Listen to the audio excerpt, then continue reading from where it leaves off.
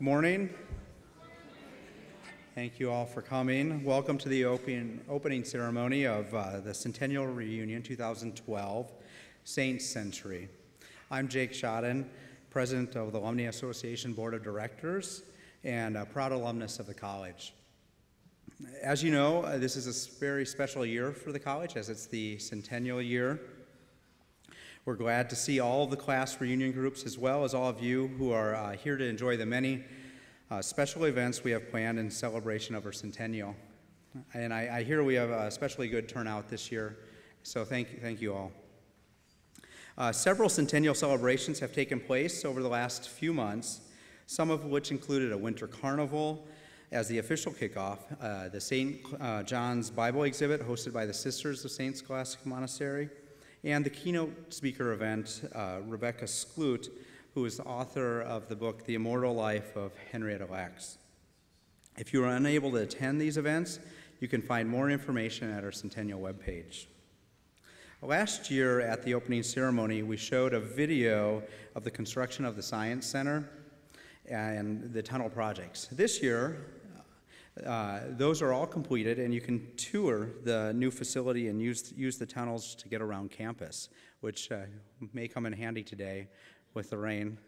I understand there was seepage the other day, so hopefully it's not raining that hard today. Thank you to all of those who supported the Science Initiative.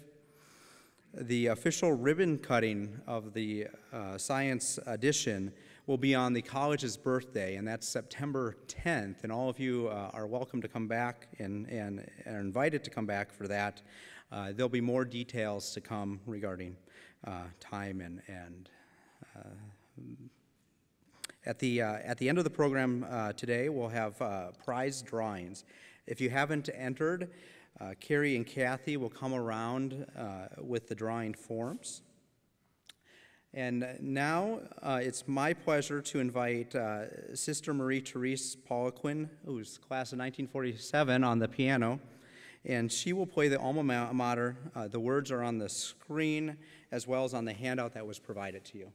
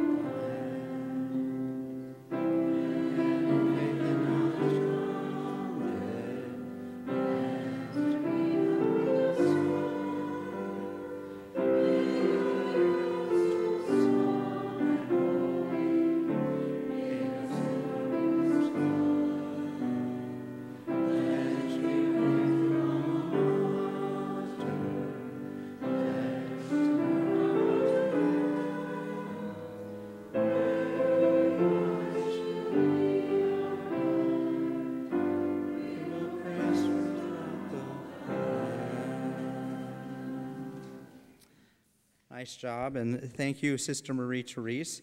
Sister is celebrating her 65th class reunion this year and is our class representative.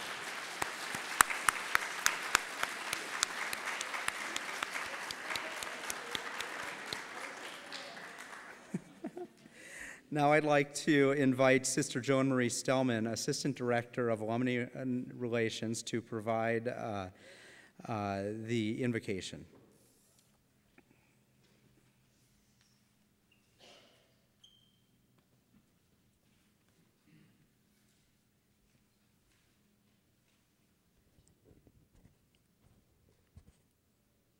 As we gather together to celebrate coming here in the 100th year of the College of St. Scholastica, we remember how blessed we are and have been throughout our history. We remember and give thanks for all who taught and formed us, for the friends who have shared all or part of our journey, for all those we have loved, those with us still, and those lost to us in this life.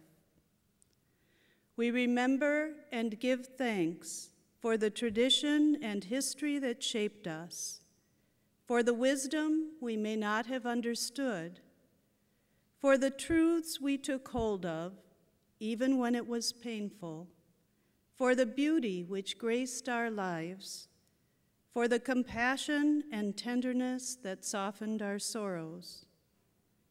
We remember, God, that you are always with us. We are precious to you, called by your name. Knowing this, help us never to forget all your other children, especially those who suffer from poverty, violence, oppression, or hardship of any kind.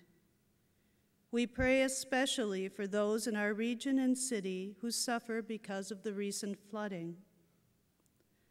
We call upon you, Lord, to bless the College of St. Scholastica and all the Saints community. Guide us into the future. Help us to walk the paths you would will for us. Give success to the work of our hands, that our work may glorify you. Amen.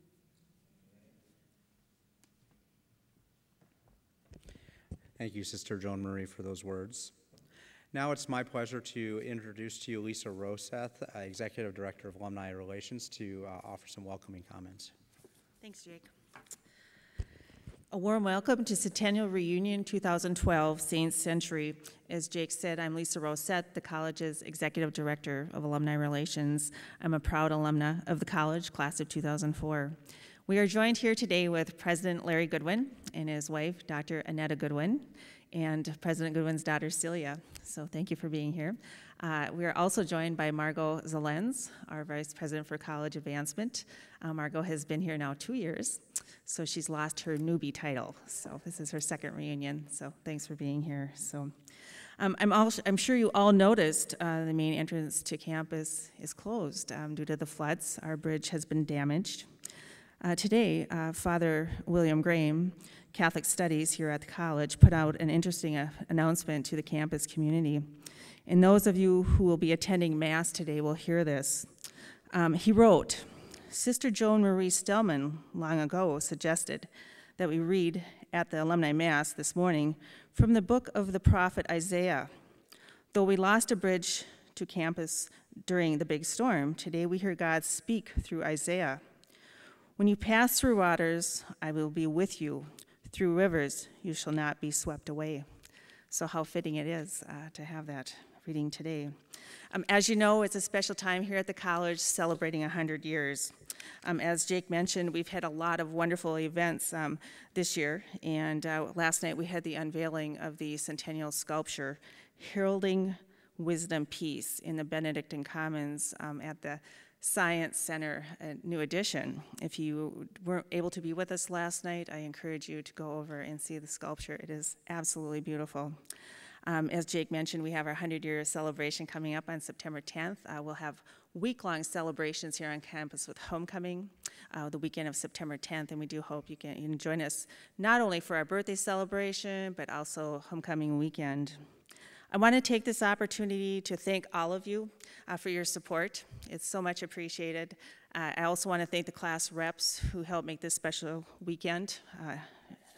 It's very important to have engagement with our alums and making these celebrations very special. If there's anything I can do over the weekend to make your stay better, please let me know. We also have our alumni staff here as well as well as other college staff. We have a concierge table downstairs, so we're here to make this weekend memorable. Have a wonderful weekend, and always remember your Saints for life. Thank you.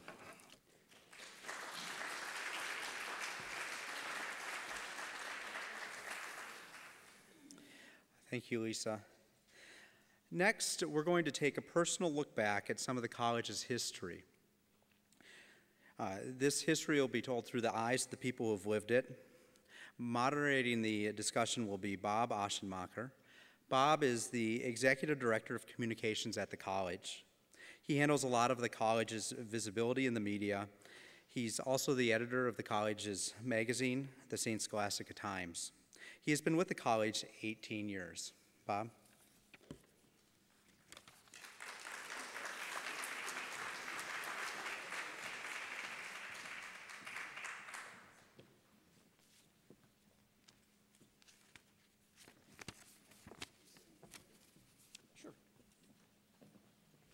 Good morning, folks.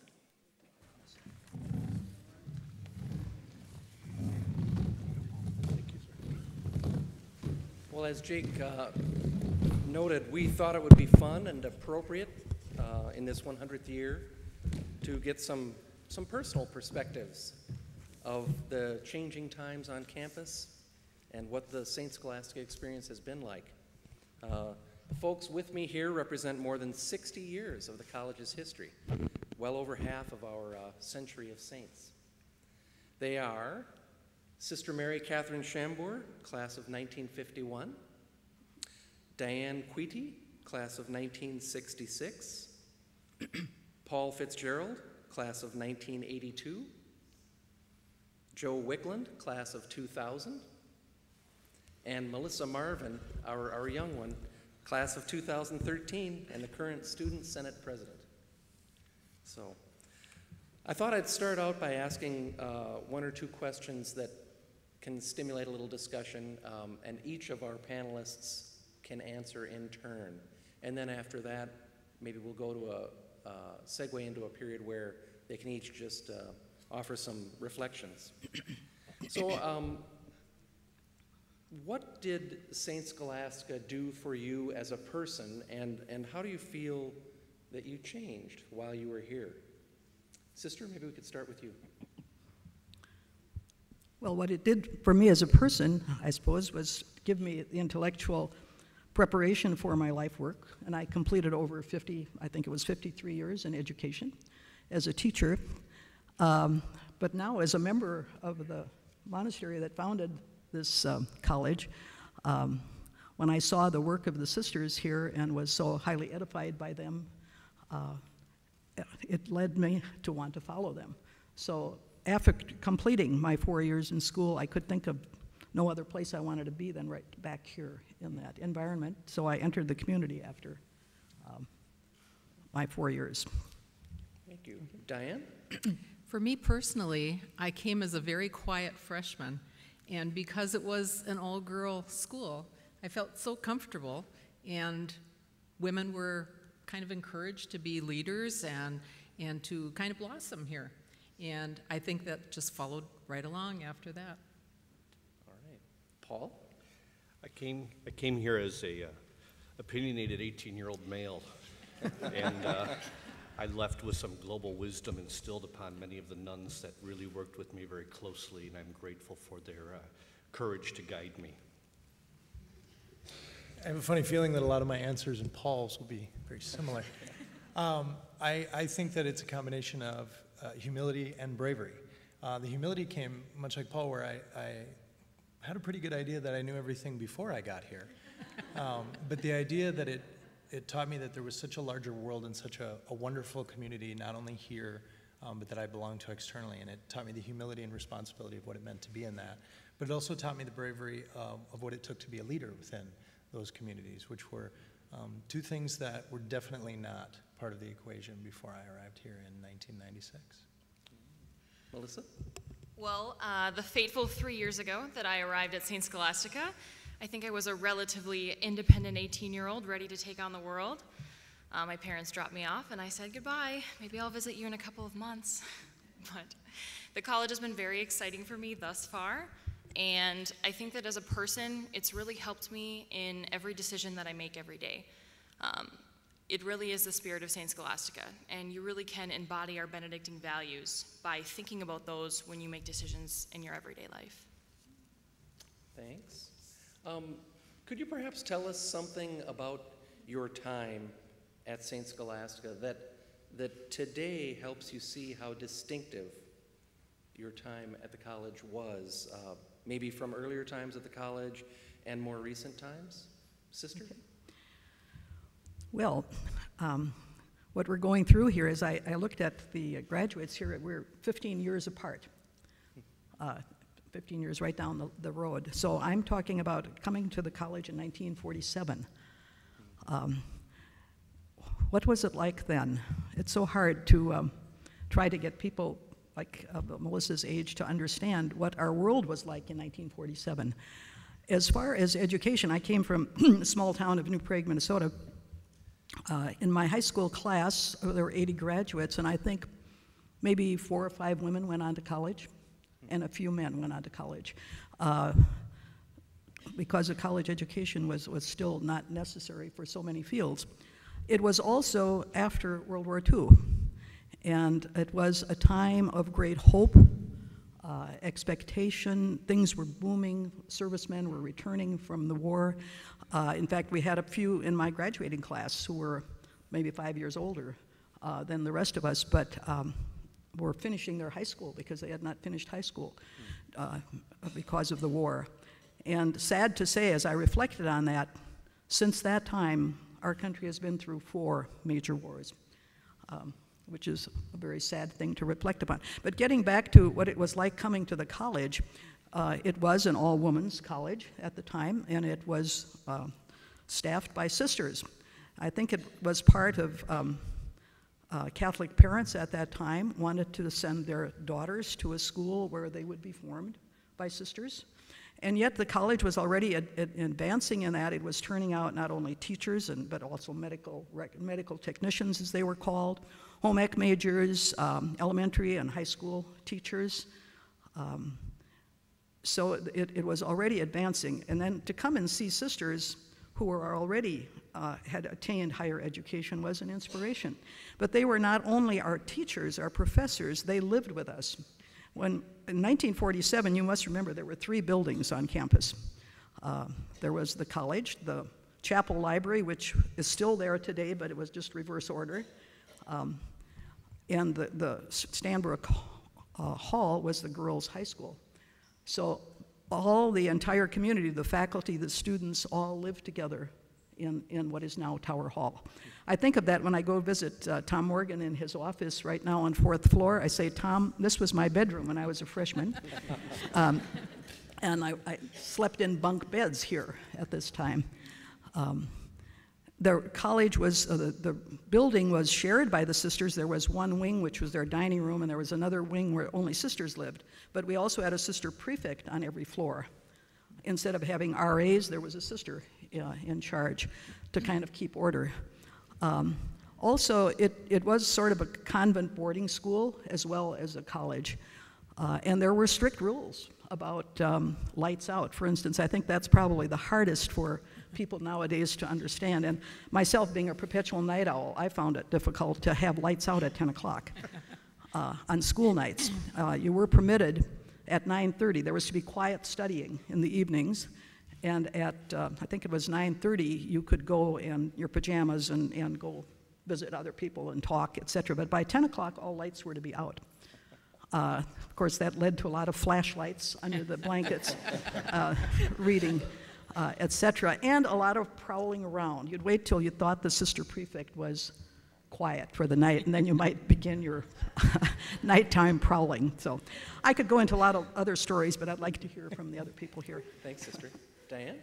Well, in the 60s, when I came, evidently the population had grown a lot, so as a freshman, they didn't have room for everyone in Tower Hall, and there was no Summers Hall.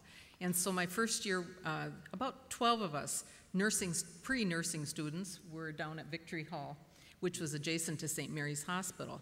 So freshman year was there, and then I lived in Tower Hall my sophomore year, and I was like 2 doors down from my lecture hall, so I really didn't have far to go in the morning. And then we had to start being bused down to the hospital for some of our classes. And then we watched Summers Hall being built, and my junior year we had brand new rooms. They were pretty special. And then back to Victory Hall. So a lot of change, and there were a lot more students, and with the new dorms opening up, some of the programs were expanding. So it was a change, but it was still all women, and that changed not too long after I graduated, 1969, and I graduated in 66. So that was kind of still an all-women society. When I lived at Victory Hall, we had a house mother, and she had very strict rules, and during the week, we were not allowed to go anyplace in the evening, and on the weekends, we had a 9 o'clock and an 11 o'clock curfew, and that was kind of hard. The other thing, I guess, about being here at Scholastica, it was, like I say, really nice to have all girls, but when we had dances, we had to import the guys. They were invited from UMD, and they were invited from the air base, which was operating. And it was a little tough to find dates. However, I did marry a Duluthian. Paul? Well, a few years later, I ended up on campus in the late 70s, and Summers Hall was in full swing, yet there were no males living in Summers Hall still. There were only two other facilities. There was the Pines and the Groves. Everyone wanted to be in the Pines. The men were sequestered basically to the Groves. There were no 7-day orientation sessions that most colleges enjoy now for incoming freshmen. I really do not think the wheels of the car stopped when I was dropped off at the Groves apartment. Shortly thereafter, I went on a brief walk of the college, trying to remember what I had enjoyed so back in the November visit. It was much warmer, it was beautiful. I heard a general cry for my help, and I couldn't believe. I ran, and I came to a very diminutive, very short-statured nun. She said, son, I need your help. And I thought that must be some type of an emergency. She said, son, I need you to carry the keg into the basement of the bowling alley. And by the way, at 6 o'clock, you're going to be setting pins. So that was my first orientation to the college, was the bowling alley, and me setting pins for the nuns' party. And I dutifully showed up, and I did my work. The college has expanded since then. Our recreation center has grown into something that is pretty much world-class for a college of this size. Our facility was the Little Theater, and it was really very tough to get a volleyball net and a volleyball game going without crushing your heads into the radiators. It was a very unique experience, and it was a real blessing. The administrators had a very, very good sense of where the college needed to go. Now that they had 10% males on board, that the hockey team was very well established. They were champions in their division, which brought a lot of pride and notoriety to the college. We were very proud also to start the inaugural soccer team, and I was one of the first inaugural members of the soccer team. This was unique because there wasn't enough funding. We showed up at our first game wearing Chinese Dragon restaurant jerseys. The other teams were a little concerned and a little chagrined at what we were doing. That's what happened during our 70s session. I was a little concerned, since I'm currently employed at the college, that my answer would include partying, but apparently everyone else did the same thing in college as well. When I think about kind of a seminal moment that measured how far St. Scholastica had come from the experiences of the other three alums, that kind of in some ways epitomized my time at St. Scholastica, I think of December 18th, 1997, which was our basketball team, of which I had the pleasure to be the announcer during my time at St. Scholastica, traveling 5 blocks north and east of here to the University of Minnesota Duluth, and knocking off the Big Brother school by 68-66. Two friends of mine, Sean Kapishki and Boo Hayes, with 24 and 17 points.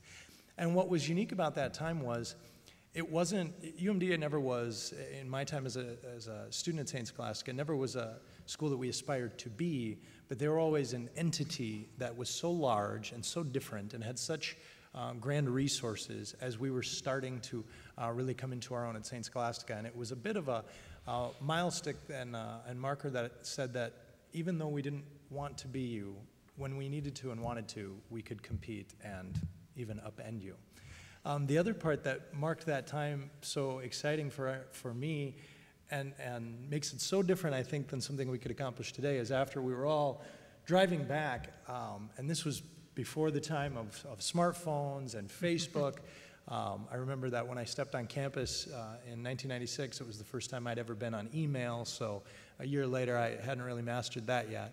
But somehow word had gotten out, and Kevin Snyder and the administration at the college held an impromptu pizza party at the Rife Center. And I felt like every single student at St. Scholastica came to celebrate that victory in the Rife Center. And there was pizza and soda, and everybody was having a good time. And I think now that our victories now are larger and more regular and happen on almost a basis that you could call it an expectation, which is wonderful. But the ability to garner what felt like every single student on our campus to one place to celebrate, that might have been, I think, one of the last moments size-wise we were capable of doing that. Melissa? Well, I think in today's time, one of the most distinctive things about this college is the people that inhabit it. Even the faculty, staff, administration, and the students, they're so friendly and so nice. I remember my first time coming on campus, and I was really scared. It was actually when I came to college here. It was my first day, and I remember standing at the campus operator desk right outside of Summers Main Lounge, and I had met this girl named Brianna. And our challenge was to find something that we had in common with the other person. So after about 10 minutes of talking, we had determined that when each of us gets into our cars, we feel like it's Christmas. All of the lights on the dashboard just light up and sometimes are a little scary but exciting at the same time. And I think that's what makes my time distinctive from everyone else's time as well, is that people are actually accepted here and they're really friendly and nice, and it's so easy to start up a conversation, whereas compared to other colleges that I've been to, St. Scholastica is so different. Let's talk a little bit about what was the single best experience you ever had with a faculty member? Or maybe the wisest thing you ever heard one say, or sister? I remember a few excellent teachers. I can't remember specific words that they said, but I do highly value one particular required course I believe that we had. It was a course in Western civilization. It was a required course that incorporated the history, all the history of Europe and the Western world, along with art. I remember the huge art textbook that we had, and music. And one of the co-instructors was Sister Martina Hughes, who then was also president of the college later, and the musician whose work we're going to be playing as part of this centennial. But in that course, we had to learn all about the history of our civilization, where it came from. We had to be able to name all the Greek and Roman pillars and describe them. We had to learn about artists and their work. We had to learn about operas and the theme of an opera. We had to be able to identify all of that. So I think that course made a great impression on me and made me want to study history and languages and more about our Western civilization. And language became a large part of your life's work. Yes. Yeah. So, Diane? Yeah. Well, I had lots of wonderful instructors, and my nursing instructors were just wonderful, and they did not let us get by with anything. They were very strict, and it was good because when you get out in the real world, you had that discipline, and were able to use that. But one particular sister here, who was not my instructor, but did something over and above for me when I came. I was offered a job at a law firm for the summer after freshman year, but I needed shorthand, and I talked to her about it. She was the registrar here, and she said, "Oh, I taught business classes, and I will tutor you." And she tutored me that whole year so I could have that job for the summers. And that was kind of special. She didn't charge me for it, and if she couldn't make it, she'd put it on these big reels, and I'd go in her office and I'd listen to the reel and practice my shorthand. So it was kind of interesting. Paul? There's two faculty members that were pretty instrumental in my development. My chemistry professor was Sister Agnes Alec, and she started the year in a classic fashion in the main auditorium where she'd look to the left and look to the right, and she'd say, "Neither of them will be with you in Chemistry 213." And that was a beautiful way to start the day. She was completely correct. I struggled with her class as a freshman, and I progressively improved my very long and shallow learning curve in her class. In the spring, she invited me into her office and told me I was going to be a nurse. There, it was settled. I was going to be a nurse. She had the courage and the will to guide a 19-year-old male into the career of nursing in the 70s, and I'm very grateful to everything she'd done. The second person I'd like to thank is Dr. Paul Stein. He was a brand new faculty member also. He was in chemistry and biochemistry. He found out that I had a talent. He acquired me as the assistant volleyball coach for the women's team.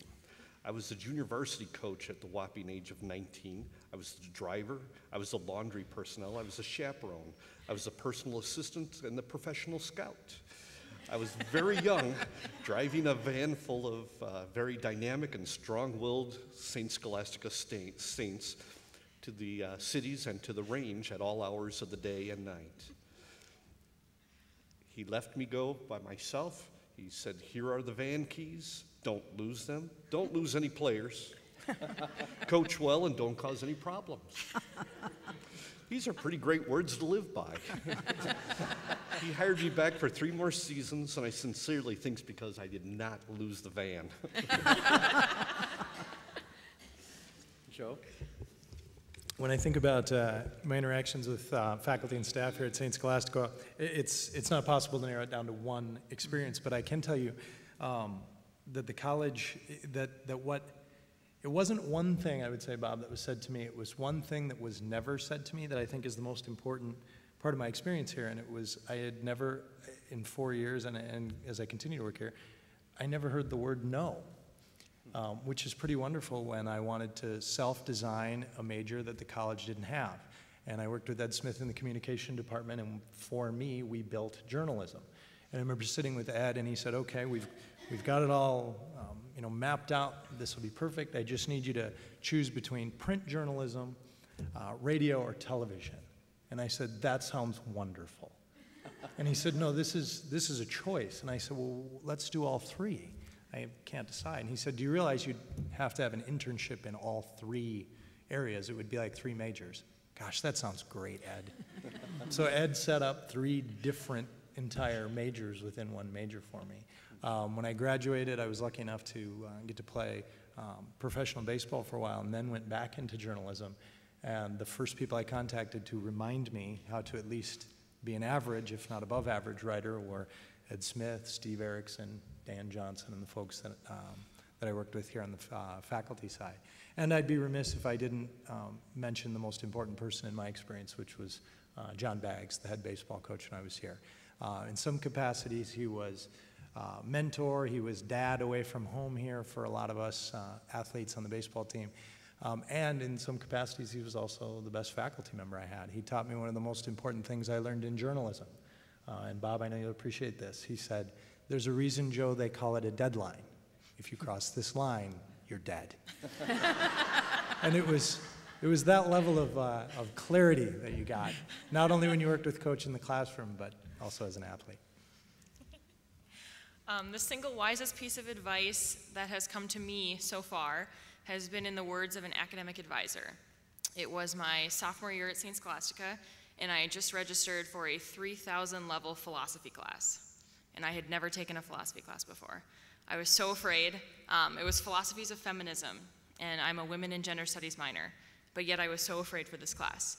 So I ran into Pam Comstock's office, sat down and said, "Pam, what am I going to do? I'm not going to survive this class. Should I drop it? Should I take a different one? What's going on?" And she sat down, put her hands on my shoulders, and she said, Melissa, this class is going to be challenging, and you're going to work very hard, and you're going to be successful at it. And I think that's the piece of advice that has carried me to my now senior year in college, is it's going to be challenging, and it's going to be hard, but if you work at it, you're going to excel and succeed in it. And I got an A in the class, so I did work very hard. So I think that was a good piece of advice that I carry out today. And you know, the words I loved there were so far, because it's continuing. All right, let's wrap up with, in very, very brief fashion, can you tell us each what your biggest worry or concern is for the college and your best advice for its future? Jessica? That's a hard one. I feel privileged, first of all, that I'm also on the Board of Trustees. And so we do discuss a lot about the future of the college. None of us knows really what the future holds, but I do hope, and maybe the installation of the new sculpture in the Benedictine Commons, I hope will leave a lasting legacy of our worldview, you know, as Christians, and how we look at our mission in the world. Our college is very different now. The years that I was there, and some of us, it was primarily women, well, it was a women's college, and it was primarily for Catholics, although we had a few non-Catholics in our class. But I hope that somehow in the curriculum of the college and the training of the students, we never lose sight of the inner spiritual value and of the spirit that is within us. And I hope that we'll always have a chance to cultivate that and guide people in developing their own connection with the divine. Otherwise, life is really not worth living. So that is one of my concerns. I don't know how that is done in this age, especially when we have online learning, which is something of the future, and it's something that the college is going to have to work out. But I hope that the vision that the sisters had will somehow manage to continue. And of course, my current job as vocation director, I hope that there will be women who will consider joining this community and with the ideals and purpose and vision that we had, because the college used to be our greatest source of women, but it was, as I said, a very, very different world at that time. So I hope we never lose sight of the spiritual heritage and mission of the college. In that same thought, I also hope that we continue to have this feeling of community, not only when you're here at the college, but as alumnus coming back, and because we still feel very comfortable coming back. And one of our goals on the alumni board is to try to have events and various things that will bring people back. The turnout for this reunion is wonderful because people did want to come back. Also, to keep those values and traditions going, we've kind of brought back the singing of Viva Saint Scholastica, which is bringing the students back to singing it, which we used to have to do and enjoyed. But keeping some of those things so it doesn't get so big so that we're losing some of those traditions, and trying to pass them along so that young people, when they're here, that they understand what went before them. I hope the college can continue to have the good programs and continue to have the prestige that it offers. I also hope it stays affordable for students and that we can have money coming in to help students come here. Thanks, Dan. Paul? My concern is the sustainability and the changing market force of the students' college choices. There's online, there's creative colleges, there's all non-brick and mortar colleges. Some of these students lose the real value of a community like St. Scholastica and what it has to offer. My biggest, the best advice is I hope it can continue to inspire, demonstrate, and promote the core Benedictine values that it has always had and that has always been instilled in all of the students. Joe? As the director of first-year admissions here at St. Scholastica, I promise I think about this quite a bit.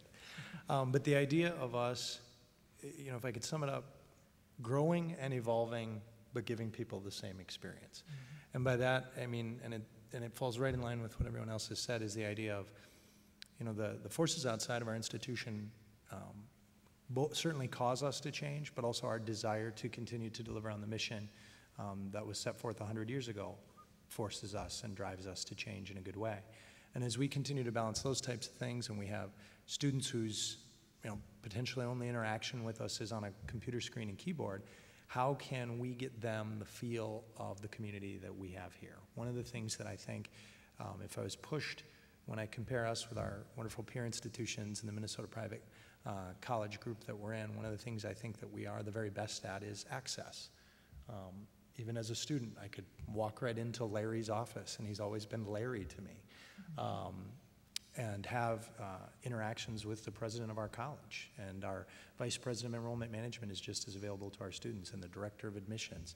And I think that pushing their community out and creating that level of access for folks who are definitely in our community, but not necessarily standing in our buildings, is our next biggest challenge over the next 100 years.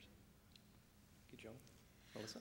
I think that the biggest worry that I have about the college is that a student will come to St. Scholastica and not be supported in every way, shape, or form that we can provide. With that, my biggest piece of advice would be to stay true to community. I think it's one of our core Benedictine values, and it's something that we do very well. And another message is that community isn't just faculty, staff, and administration making all the decisions of the school. It's also students. And I think times have definitely changed. We actually have a student representative on our board of trustees, as well as representation on our president's leadership group. So students are being engaged, being involved, being educated at the same time, and helping to make St. Scholastica what it really is today, and even better in the future. All right. On that note, a lot of wisdom here, don't you think?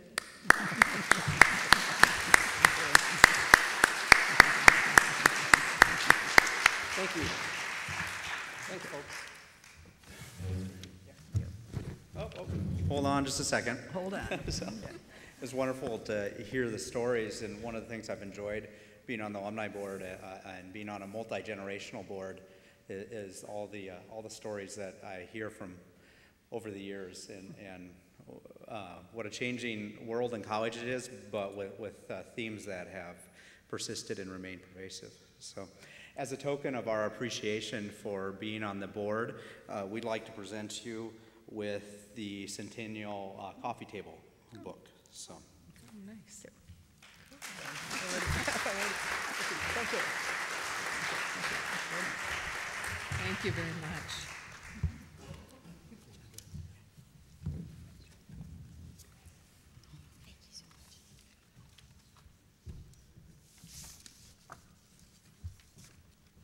you may be excused.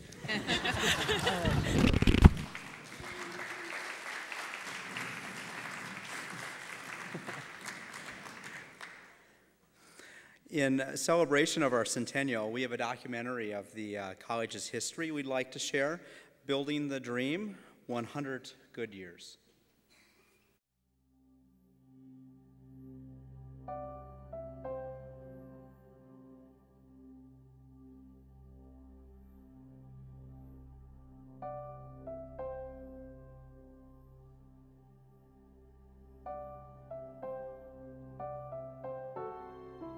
I think Mother Scholastica would be in awe.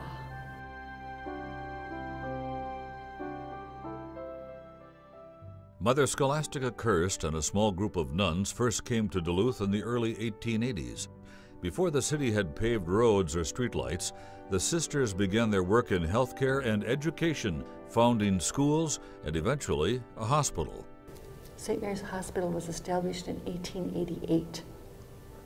And then the Bishop McGolrick, who was the first bishop of Duluth after it became a diocese, saw the value of the sisters' presence. And so he asked if a group of sisters from St. Ben's could not come and start a monastery here. And in 1892, St. Scholastica Monastery was founded.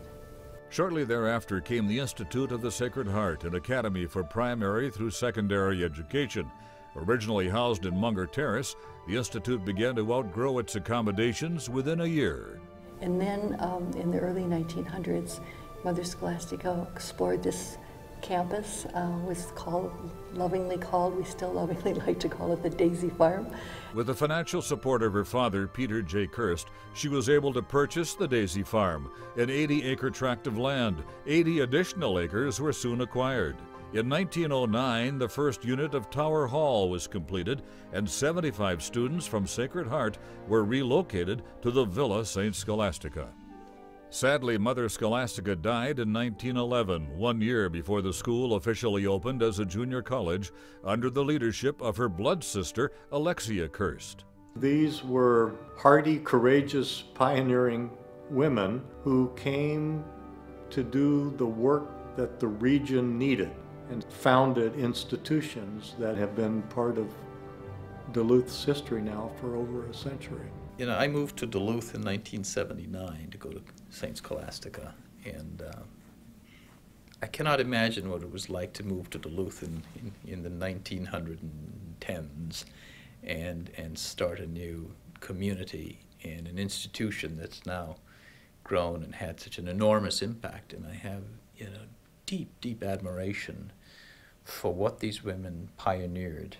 As I look back, I'm just so impressed by what they had accomplished in their own right, as scientists, as artists, as musicians. Our sister Mary O'Deal, who was the first of 2 women to winter in Antarctica doing biological research.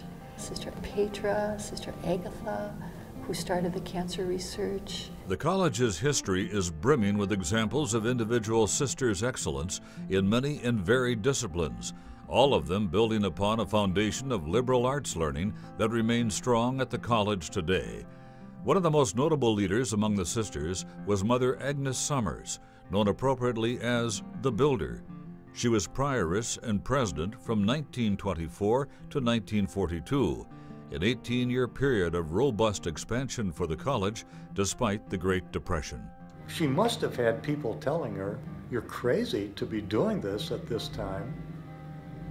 But she must have been an incurable optimist, and I've always respected that and found it, you know, because sometimes you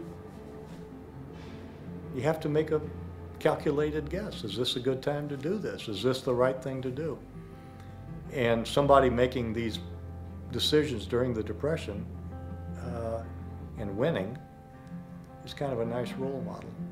They kind of look out for everyone on campus, like in a, I don't know, I just feel like they have my back no matter what. There's always, you know, a group of nuns who are looking out for me somewhere, doing something so that my future is better, so I really appreciate that. In 1962, the college and the monastery became separate entities, a move made to secure a federal loan for the building of Summers Hall. And although this meant the sisters would no longer be in control of the day-to-day operations of the institution, the college has kept their Benedictine values at its core. The college, I think, has made the decision to take ownership of the values and the tradition that the sisters brought, and not to let it slip away or let us drift from it. They haven't tinkered with that foundation at all. They've just built upon it. The campus has undergone several changes throughout the years, some of them physical, some of them cultural. Well, certainly the one that comes into my mind right away is when our college became co-ed. One has to imagine that it was a decision with a lot of opinions, and not an easy one, but a bold one. The college has also engaged in a number of outreach programs over the years aimed at attracting disadvantaged or underrepresented groups. We want it to be a college where anyone who wants to can come here and be educated. And so to have in place endowments and scholarships and whatever is needed to make that possible. The people who are from poorer families, the American Indians, the students of color, the international students, our having them come to St. Scholastica makes the college a different place, a better place, a stronger place. Through all of the growth and change, the original ministries of the sisters remain at the heart of the institution. And it's not surprising that because the sisters got into healthcare and education, that the long suit at the college is healthcare.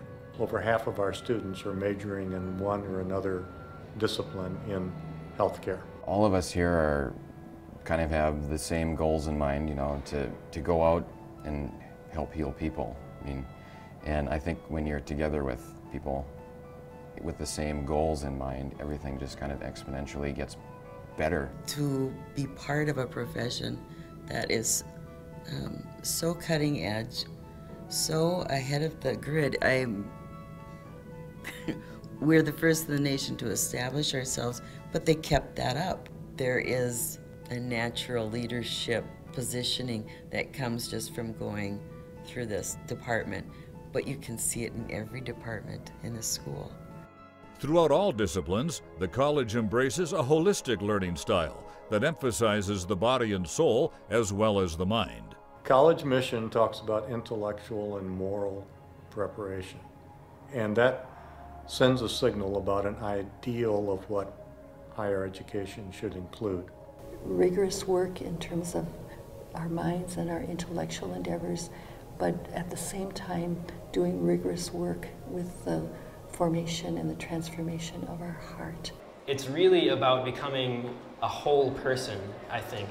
Everything gets tied in together so much. I mean, even in the science major, we discuss like the ethics of things. There's this strong intellectual component in the Catholic tradition that we reflect on what we believe. And if our knowing and our believing are at odds, then either we aren't believing the right thing or we aren't thinking clearly. And that has all kinds of implications for an academy. You know, there's a reverence for intellectual inquiry. You know, Benedict's rule starts with that beautiful phrase, listen with the ear of your heart. This isn't about proselytizing. You know, this is about helping people to discover the truth wherever they find it. Leaving home was kind of scary. Like it's kind of like I'm on my own. But being here, it's like, yeah, I'm on my own and I can do it. It's really challenged me to realize, people told me that when I was a kid I could be the president if I wanted to, and Scholastica's helped me realize I totally could become the president. It's not that far-fetched. We have that beautiful tagline, go out and touch the world. And that's my prayer, our prayer, I believe, is that they will go out and touch the world with love and with hope and with life and with integrity and goodness and beauty. What we hear so many times over and over again when our students are out and about, when they just graduate, people will actually remark to them, you must be a CSS student. And you try to get people to pinpoint what makes you say that. There's nothing, unless I'm wearing a badge that says I'm an alum or that I have a connection, there's nothing that you'll see in my external demeanor, but a lot that you'll see informed in career choices and life choices and the way you conduct your business. I feel like it'll benefit me when I go and start applying to jobs and everything, like having that name, but it's the students that have previously come out of here that have given it such a great name. And so I just want to continue that. For 100 years, Mother Scholastica's dream has been built by the hands, minds, and hearts of everyone associated with the college. I think she would feel like the dream is both realized and alive and growing. I think she'd be amazed with this place. I think higher education is flourishing here. We're international now. We have people from all over the world who are taking our classes. They're coming from farther away, and they're coming for something. You know, we all have dreams and ideas and things that we want to do, but to actually go out and do it is hard, and I just think it's amazing that they dreamt it and they actually did it and followed through, and it's grown to this extent to what it is today. I live in television news, and in a place that the columnist David Brooks calls Upper Blohardia, and the quiet confidence with which these nuns went about their business building this institution at a time And as you say, women didn't even vote. It's just breathtaking. It really is.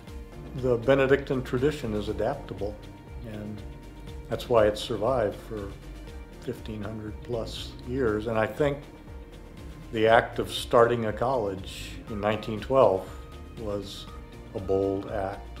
And as I think about our centennial coming up and reflect on the story myself, I think of that simple statement, all is gift. It has been gift given to us. It has been gift that we have nurtured, that we have cultivated, that we have cared well for. And it's a gift that flourishes and that will continue to flourish, God willing, into many, many years to come.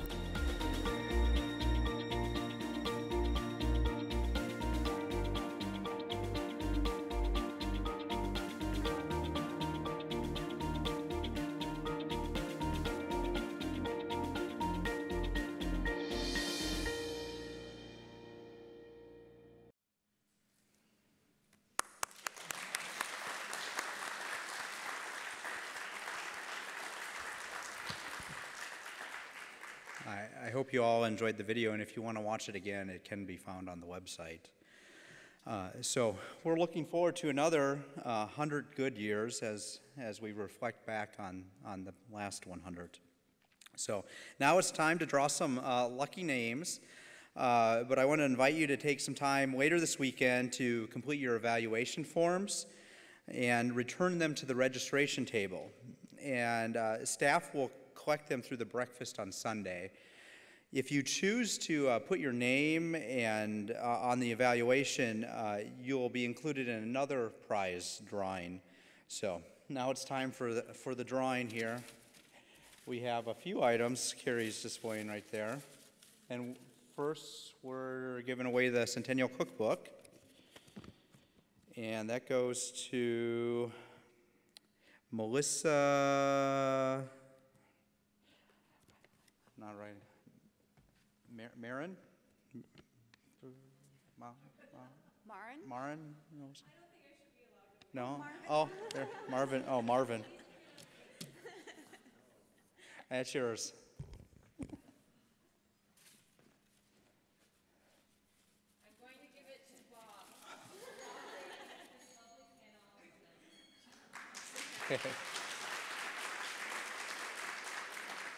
Next is the Centennial Coffee Table book, and that goes to Beverly Stellman.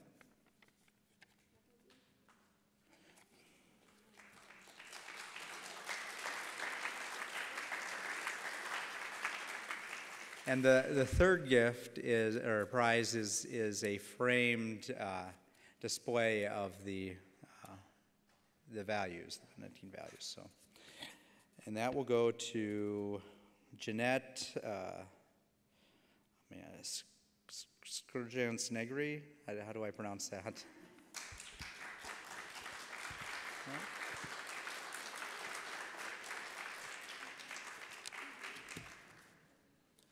Okay. Welcome again, everyone. Enjoy your weekend.